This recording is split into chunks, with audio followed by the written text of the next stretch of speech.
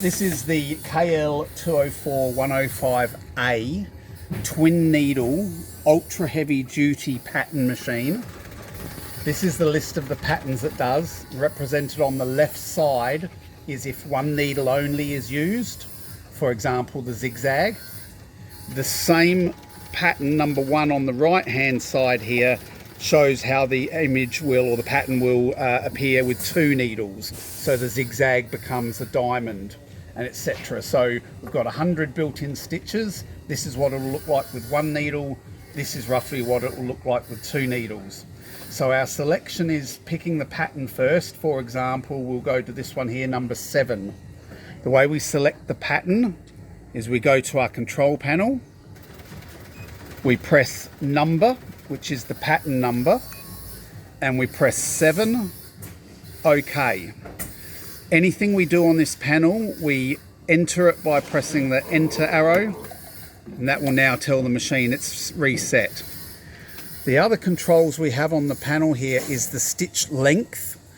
So we press the length. Now this has to be done as if there was a decimal with no decimal. So if it's 8 millimeters, it's going to be 8.0, as if there were a decimal in there.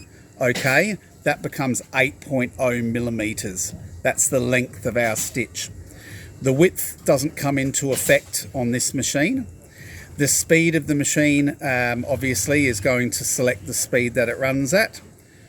Browse is our quick way into the patterns that are in the machine by looking at the images as opposed to just entering the number. So browse just brings up the image one at a time on the screen, as does the arrows. So we're on stitch number 7. We can quickly go to the next numbers up from there.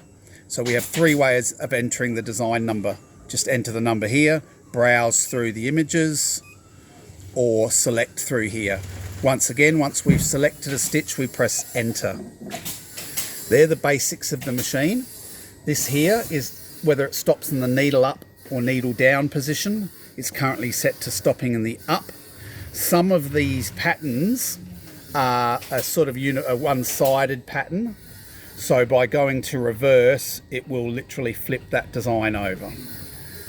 Back to normal. Again, if we've done anything, we press enter. There are only basic needs on this panel. So select the stitch, select the length, speed of machine we won't worry about, and browse or arrows to select the pattern. That's the operation of the control panel.